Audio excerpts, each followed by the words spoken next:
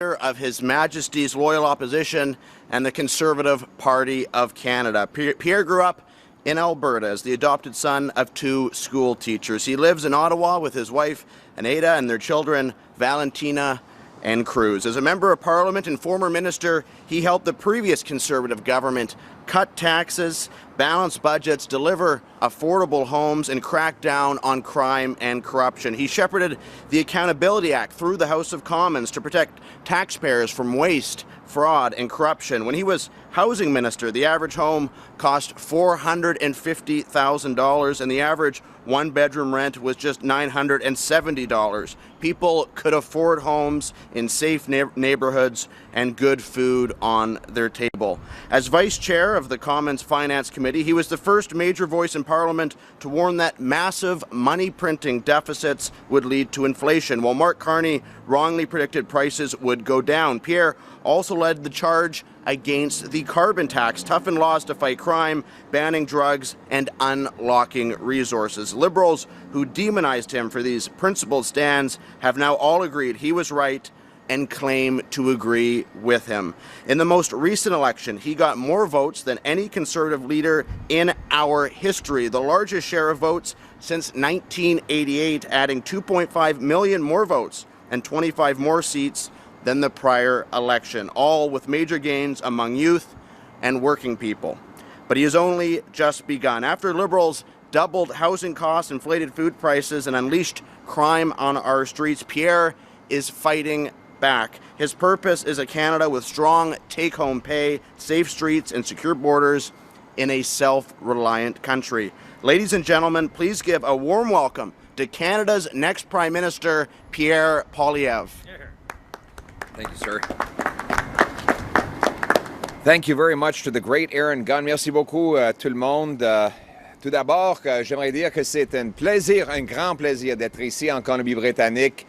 Quelle belle province qu'on a ici, et surtout avec la grande victoire canadienne d'hier soir. Nous sommes tous fiers de notre équipe canadienne et une grande félicitation des joueurs. Nous avons besoin d'un gouvernement qui est capable de livrer comme ça, un gouvernement d'excellence comme nous avons eu auparavant. Ici en Colombie-Britannique, on avait une belle promesse pour tous les Canadiens historiquement, que travailler fort vous donne une belle vie, une maison, une hypothèque que vous pouvez payer et rembourser, d'épicerie et de l'essence abordable, des rues sécuritaires, peu importe vos origines. Travailler fort vous donne cette opportunité. Mais après 11 ans des libéraux, le coût du logement a explosé. Le coût de nourriture est maintenant inabordable. Les gens ne peuvent même pas acheter de l'essence. Le nombre de personnes qui doivent faire recours aux banques alimentaires a doublé. Mark Carney a promis qu'il allait renverser tout ce qu'il avait dit et tout ce que son parti avait fait dans les 10 ans précédents.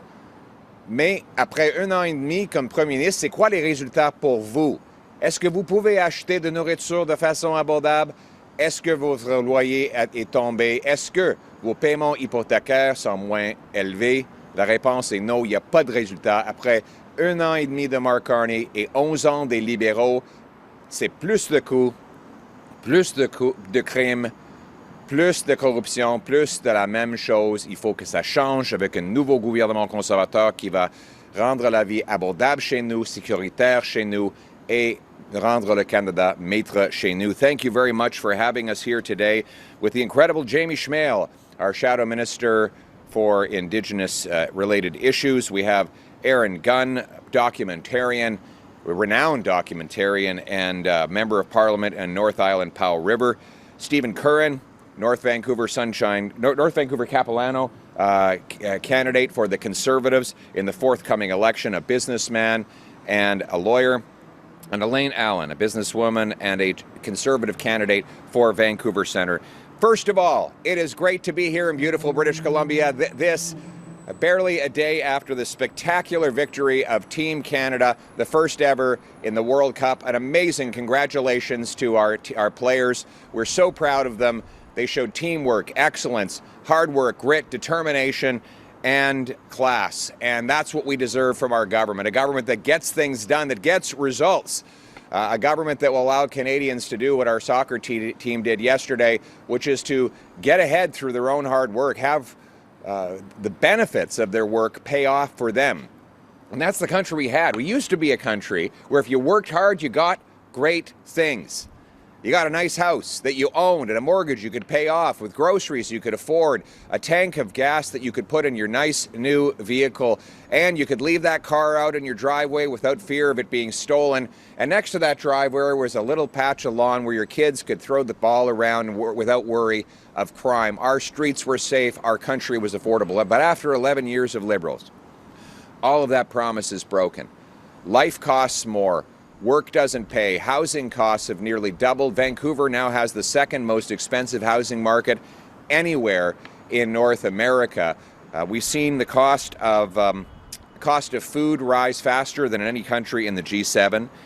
And we'd all hoped that Mark Carney would be a different kind of Liberal, that he would reverse the disastrous, costly, soft-on-crime policies that his party had created with his support. And I even offered to help Mark Carney. I told him to steal my policies, and it seemed promising. He promised that he would reverse everything he'd been saying and that his party had done in the prior decade. It was, on behalf of Mr. Carney, I have to say, it was beautiful, a beautiful illusion. After a year and a half of Mark Carney, we're seeing that none of the results he promised are coming true in your life. Now is the time for Canadians to look at their lives and ask, are you better off after a year and a half of Mark Carney? Are your groceries more affordable? Has your rent come down? How is your mortgage payment compared to a decade ago? Are you more or less safe in your neighborhood? In reality, the answer is that people are worse off, life costs more, and it is more dangerous. Under Mark Carney, it's more crime, more costs, more drugs, more of the same. Mark Carney is just another Liberal. Years of soft-on-crime Liberal policies have let criminals and gangsters, extortionists and others walk free and wreak havoc on our once safe streets. Since the Liberals took power, extortion is up 481%, violent crime 50%. We've seen 117 2026, and the year is still young. That's up 1,570% since a year ago. That means under Carney, extortions are up 1,570%. Here in British Columbia. In May, Surrey police charged a 22-year-old with over a dozen offenses of extortion, arson, and firearms. We see violent instances across the province. Despite Mark Carney's tough talk and his weak, watered-down bill that has received inaccurate praise from the Liberal media, bail is still far easier to get than ever before. In fact, Liberal bail remains in place. The same revolving door remains, and in fact, Mark Carney's Bill C-68 makes it worse by granting judges the power to ignore mandatory prison time for rape, extortion, and other serious violent offenses.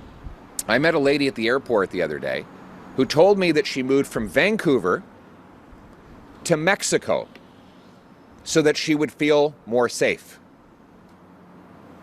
Let that sink in. She feels more safe in Mexico than in Vancouver. Yesterday, I talked to a very successful young entrepreneur in his 30s who's moving to Florida. Not just because he feels unsafe in Toronto, but because he can't afford to pay the taxes there. Mexico, by the way, going back to Mexico, is not in a recession. Canada is. So if it's just about tariffs, why are the Mexicans able to avoid a recession while Mark Carney is not? In fact, of all the G20 countries, these are the 20 most industrialized countries, 19 of them are not in a recession. One is, and that's the Mark Carney economy here. And if it's really global factors, wouldn't all 20 be in recession? It's not one measurement alone that shows that we're in recession. It's countless. 3 of the last 4 quarters, Canada's economy has shrunk. We're the only economy in the G20 that has had that happen. In fact, the GDP of Canada today is smaller than it was the day Justin Trudeau left office. That is not true of any other G20 country. But it's not just statistics. Every quarter of economic decline means people losing sleep over bills, struggling to fill their fridges, and worrying about losing their jobs. 1.5 million Canadians missed a major debt payment in the first 3 months of the year. Insolvencies are up 19% year over year, hitting a 17-year high. Almost a quarter of British Columbians report they have lived in food insecurity. In fact, food insecurity is up 73% in British Columbia since 2019. Today, nearly a quarter of Canadians have experienced poverty. 40% lay awake at night, have literally told pollsters they're losing sleep because of their finances. Grocery prices continue to rise despite announcement after announcement, illusion after illusion from the Carney Liberals. Just 2 months ago, the Prime Minister claimed affordability is the best it's been in a decade. But from January to May, there were 15,000 GoFundMe campaigns from people needing help from their fellow Canadians just to pay for the basics. That's up 8%. And Mark Carney did a photo op yesterday on housing. Isn't that incredible, the irony that he did it yesterday, just as Rate Hub came out and reported that, and I'm quoting, affordability conditions worsened in all Canadian housing markets in May. So while he's doing announcements and creating illusions, Rate Hub reports that Canadians are getting less affordable housing. Now, it was reported recently that right here in BC, an 87-year-old man has to live in a Tim Hortons. Can you imagine trying to sleep in a Tim Hortons on one of those metal chairs, your head leaning against those cold glass windows, listening to coffees being served and doors opening and slamming all night long? This cannot go on. Our biggest export can no longer be Mark Carney's speeches. Canadians cannot eat re-announced Liberal promises. Symbolic signing ceremonies of meaningless MOUs don't pay people's mortgages. Illusions don't fill people's gas tanks. We need to get back to reality.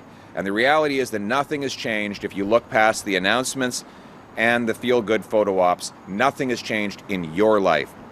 Mark Carney has doubled Trudeau's deficits, is spending 5% more year over year, kept every anti-development law in place, is increasing the industrial carbon tax 6 times higher than Trudeau's. There are 500 projects awaiting federal approval, while Mark Carney holds photo ops to celebrate just 1 or 2. But Conservatives are fighting back. We want to restore Canada's promise that hard work gets you a great life with a nice house that you own and a mortgage you can pay down, food that you can afford, a car that you can gas on a safe street under our proud flag. We want a Canada that's affordable at home, self-reliant at home, and safe at home. That's why we're calling for the scrapping of all gas taxes for all of the year to save Canadians $1,200 between now and Christmas. $20 a fill-up and 25 cents a litre. We should eliminate GST on all used cars. The car's already been taxed. Get rid of the double tax to make it more affordable for people to buy that used car. We want to unlock and unblock our industry by getting rid of the industrial carbon tax, and we want to protect your home and your property. That's what we're here to talk about today. Property rights and home ownership have been under threat after the BC Supreme Court found that Aboriginal title takes priority over fee simple title. Last August, BC Supreme Court made this ruling, threatening 800 acres and $1 billion of real estate and creating a precedent that could threaten almost every single homeowner in British Columbia if other Indigenous tribes make the same claim. And what did the federal Liberals do? Because this is a federal lawsuit that is aimed at the federal government. This Liberal government put in place Litigation Directive 14, which prohibits federal lawyers from arguing that your home and your small business property takes precedence over any other claim. Litigation Guideline 14 literally bans our lawyers from defending your home and making the necessary arguments. Instead, Liberals showed up at court making small technical arguments that the judge easily threw out. The judge, in fact, noticed that the Liberals had not argued for the extinguishment of all other claims in the event of fee simple property when she made her ruling. So that's why we brought this to the attention of Mark Carney. He claimed he was going to be different. So we assumed that he would change this Liberal litigation directive. We were wrong. He voted in the House of Commons to keep that directive in place, and on the government's website today, he is still instructing his lawyers not to argue that your home title comes first over all other claims. There are real consequences even while this is an appeal. $100 million financing in Richmond was recently turned down by lenders because of the ruling. For the Prime Minister to claim that he disagrees with the Cowichan ruling while he bans his own lawyers from making the necessary arguments to overturn it is dishonest. But it gets worse. Carney Liberals are now signing agreements that further risk your home and your property. Now the Liberals are set to ratify a new treaty. The Comox First Nation and the BC government have signed this treaty, which says that UNDRIP is the authoritative source of all its interpretations. As it is well known, especially here in BC, UNDRIP threatens Canada's parliamentary sovereignty, rule of law, resource development, and property rights. The BC government has already found itself in high-profile court cases because it has adopted UNDRIP through the DRIPA law. By implementing an agreement that appeals to UNDRIP as the authoritative source, the Carney Liberals would elevate UNDRIP from policy commitment to legally binding guideline, threatening your home and threatening resource projects. Further, the Comox Treaty also refers to itself as a living agreement, meaning that it will never be settled, that it could be renegotiated with more and more demands for decades to come. Enough is enough. Conservatives support the opportunities and the rights of Indigenous people. We want Indigenous Canadians to have the chance to have great lives with clean drinking water, with home ownership, with the chance to build businesses and enrich their people. But that cannot happen by taking away the property rights or blocking the resource development of other British Columbians and Canadians. Instead, we need Comox agreement to be put on hold. The Comox Treaty fails to explicitly and clearly protect property rights, something Conservatives have called for as a prerequisite for all future treaties. And it's something that we need to do in light of the ruling by Cowichan, the Cowichan ruling, and the Musqueam Rights Recognition Agreement. So we're worried that this is going to lead to 10 or 15 or maybe even 20 years of confusion and uncertainty that threatens the stability of British Columbia's economy. This treaty will have to come before the federal Parliament for approval, and that is why I'm announcing today that Conservatives will stand up for property rights, for your home, for economic development, for our economy, and for affordability by voting against the Comox Treaty. And we encourage all British Columbians to contact your Member of Parliament and ask them to join Conservatives in defending your home by opposing the Comox Treaty.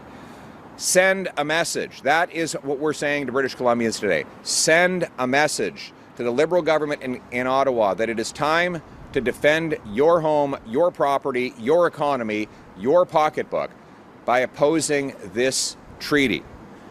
Send your Member of Parliament a message that they should vote in the House of Commons for your home and your benefit. Send a message that enough is enough. We need to protect all Canadians. Conservatives will fight for an agreement that respects Indigenous concerns, provides certainty and finality, but explicitly defends property rights and, more importantly, rejects UNDRIP. Because we know that we must restore hope for all Canadians, Indigenous and non-Indigenous alike, that anyone from anywhere can achieve anything, that hard work gets you a great life, an affordable home and food, a safe street under our proud flag. Thank you very much. Let's keep the fight alive. All right. Thank you. We'll now take questions from reporters. Please identify yourself and your outlet. One question each. Thank you, Mr. Poilievre. If you can answer in English and French. Dan Burrett from CBC. Geopolitically, the Prime Minister has praised the deal to end the U.S. Iran war as a, quote, game changer that has exceeded his expectations. What do you think of the deal? Well, our bottom line is that the theocratic and genocidal regime in Iran cannot have a nuclear weapon. It would be a threat to us all. A couple of observations. First of all, Mark Carney had no role in this agreement. He shouldn't be trying to take credit for something he did not do. That would be an illusion. Second of all, Mark Carney's got to start focusing on protecting Canadians, including Canadians of Persian descent, here at home. Media have reported there are, researchers have found that there are 700 IRGC agents operating on Canadian soil with impunity. The Carney Liberals have deported only one. Just last week, we found out that a foreign government was likely involved in sponsoring multiple shootings on Canadian soil. I can tell you from meeting with the Persian community in Canada, they are terrified that these terrorists are roaming our streets, using the millions of dollars they plundered from the Iranian people. And meanwhile, what has Mark Carney done? He's only deported one out of 700. That means at least 699 are here. He still hasn't implemented the foreign agent registry, which would identify these agents, and he's not even ensuring that new terrorists do not come into the country. So it's time for Mark Carney to stop grandstanding at global summits about agreements in which he had no part and start doing his job here at home to deport the 699 IRGC terrorists, to make sure no more of them come in, to set up the foreign agency registry, and to seize all the assets of Iranian regime thugs that we can get our hands on and give that money to the victims of the terrorist attack on PS Flight 752. Thank you. Merci beaucoup. Pour nous, les conservateurs, nous sommes contre l'idée que l'Iran ait une bombe nucléaire et il faut que l'entente empêche le gouvernement iranien et islamique d'avoir accès aux armements nucléaires. Mais M. Carney doit, au lieu de donner des grands discours à l'échelle mondiale, il devrait être ici, chez nous, pour protéger les Canadiens contre les terroristes iraniens qui sont dans notre terre.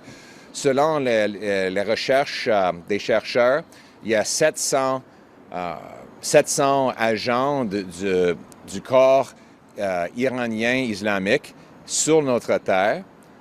M. Carney et son gouvernement a expulsé juste un. Ça veut dire qu'il y a 699 qui restent ici chez nous, qui menacent notre population, Perses, Juifs et tous les Canadiens. Il n'y a même pas un registre des agents étrangers après 6 ans des promesses libérales. Il n'y a pas une déportation, une expulsion massive des terroristes de ce groupe. M. Carney doit renverser la tendance.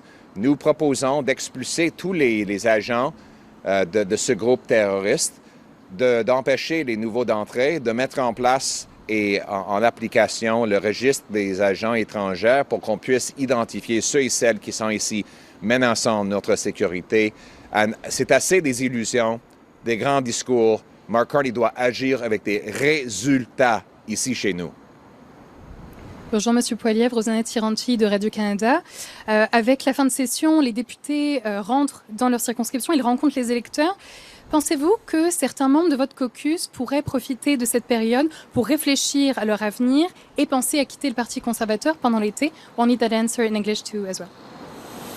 Moi, je crois que c'est un temps de parler aux gens des résultats dans la vie du vrai monde. Nos députés vont poser la question à leurs commettants. Comment ça va pour vous, votre coût d'épicerie, après 1 an et demi de Mark Carney? Le coût d'essence pour vous, dans votre vie, comment ça va? Le loyer et vos paiements hypothécaires, comment ça va pour vous, monsieur et madame tout le monde au Canada? Comment ça va la sécurité dans votre collectivité après 1 an et demi de Mark Carney? On a eu des grandes promesses, des grandes illusions, des grands discours. Mais c'est le temps de poser la question, c'est où les résultats dans les vies des vrais Canadiens après 1 an et demi de Mark Carney et 11 ans des libéraux? Celles sont des questions sur lesquelles on va se concentrer. Et j'encourage les médias de poser ces questions aussi. Parce que vous avez parlé, madame, de comment on va parler, qu'est-ce qu'on va faire pour l'été. J'encourage les médias de demander à monsieur et madame tout le monde comment ça va après 1 an et demi de monsieur Carney dans la vraie vie des mondes. Parce que vous offrez toujours des grandes couvertures de ces promesses, de ces annonces, mais jamais de ces résultats dans la vie de monsieur et madame tout le monde. Donc, je vous encourage pour une fois, de faire ça. So the question was about our MPs going back for the summer. What I'm encouraging them to do is look constituents in the eye and say, how are the results for you, Mr. and Mrs. Canadian, in your life after a year of Mark Carney? After a year of Mark Carney, are your groceries more affordable?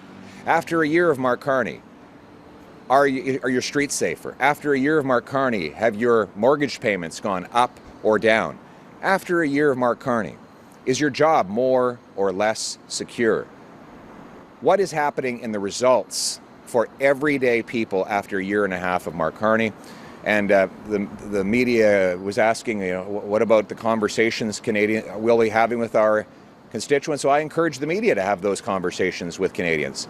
Your viewers, listeners, and readers, ask them how their cost of living, their bank accounts, their gas and grocery prices are doing after a year of Mark Carney, so that we can actually focus on the real results for real people, rather than just the endless announcements, allusions, and gushing media praise that we get every single day. Why not ask how people are actually living and what results they're actually getting in their cost of living and the crime in their communities after a year and a half of Mark Carney?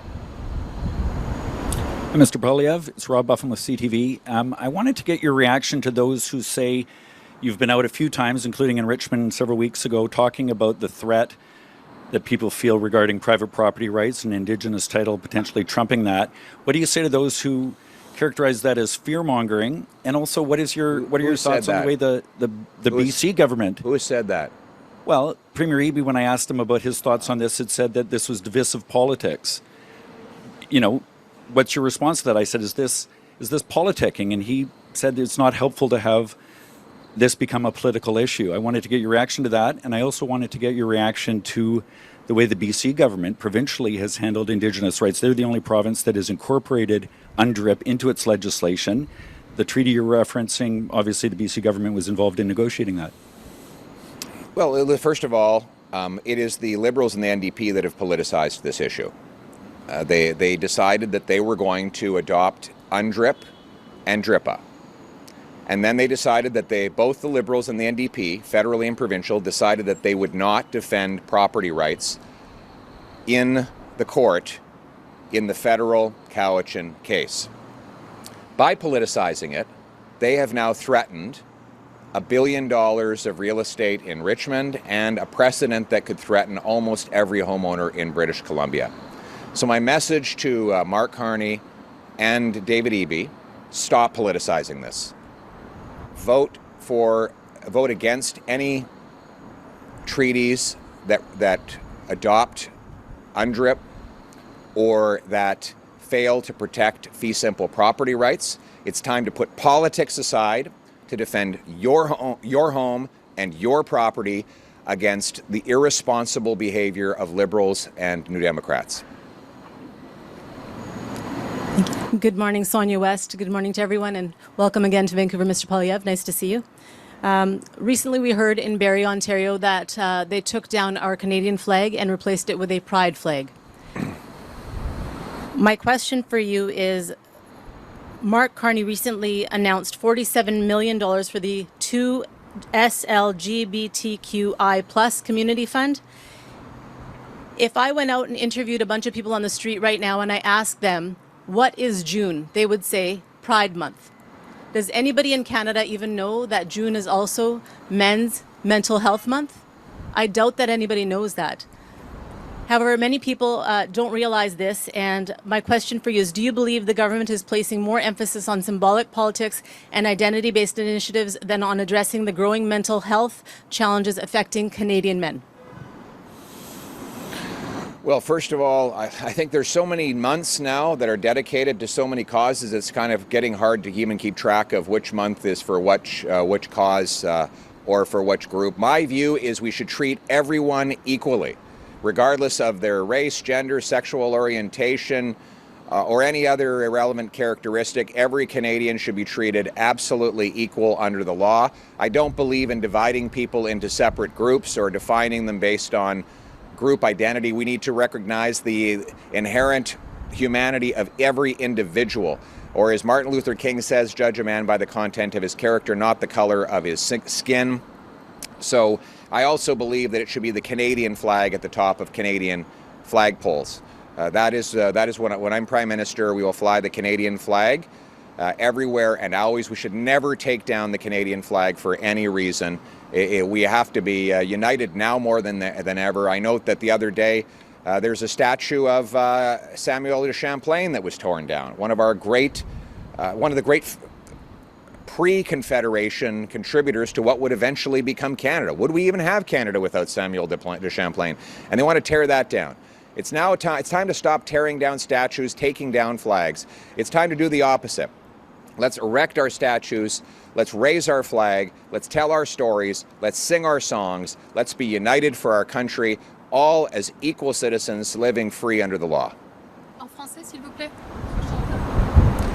Oh my God, I don't even remember all the things I said. So, all right. Tout d'abord, il y a tellement de mois qui sont consacrés à une cause ou à une autre, ça devient difficile à savoir c'est quoi le mois actuel. Moi, je crois qu'on devrait traiter tout le monde comme un individu. Chacun devrait être égal sous la loi et que le gouvernement devrait traiter les gens comme individus et non pas des groupes identitaires. Les libéraux et le mouvement woke essaient de diviser des gens en groupes pour tourner une personne contre l'autre et gagner le pouvoir. Moi, je ne crois pas en ça. Moi, je crois qu'on devrait simplement traiter tous les gens comme des individus, reconnaissant leurs valeurs individuelles. On ne devrait jamais faire baisser le drapeau canadien. Le drapeau canadien devrait être en haut, partout au Canada. C'est comme ça qu'on va réinstaurer l'unité nationale de notre pays d'une mer à l'autre. C'est ça le message qu'on a vu hier et qu'on devrait donner vers l'avant pour le futur. Hi, David Brett, New Westminster Times. The federal government is running slick ads right now touting mining, extraction of critical minerals and other minerals in Canada. Yet, the BC government has handed a virtual de facto veto over all mining projects to First Nations, sometimes leading to north of $1 billion settlements in agreements that are not transparently negotiated in front of the public. So there is a lot of mineral wealth in British Columbia. This is where a lot of the big projects are on deck to go into production and are supposedly being helped by the federal government to fast track them into production. So how do you react to the fact that there's this hold-up factor with First Nations? How would you propose to solve that problem? First of all, no one should have a veto. That is clear. Even the Supreme Court has ruled that no one has a veto. They have a right to be consulted, but not a right to block projects. So both the Liberals and in Ottawa and the NDP in British Columbia have violated the constitutional principle that no one has a veto by adopting UNDRIP and DRIPA, which require free, prior, and informed consent. That is a recipe for log-jamming basically every project in this country. So it's time for both the federal Liberals and the provincial NDP to get out of the way so that we can get building. Mark Carney's ads are all an illusion. While he claims that he no longer wants to block projects, there are 500 projects waiting for federal approval on Mark Carney's desk. 500. So the next time there's a great photo op that they've approved one project that's been already waiting for 7 years, remember there's 499 others that are waiting. What we need to do is scrap all the anti-development laws so that automatically and organically these projects can go ahead without waiting for political interference and bureaucratic red tape to happen. The reason why we are the only country in the G7 in a recession is because Mark Carney has kept in place every anti-development law and every industrial tax that Trudeau imposed. And until you scrap those laws, C-69, the West Coast shipping ban, the industrial carbon tax, we will not truly unlock the hundreds of billions of dollars of wealth we need for paychecks, for affordable food, and for our schools and hospitals. Thank you. This concludes today's press conference. All right. Thank you very much.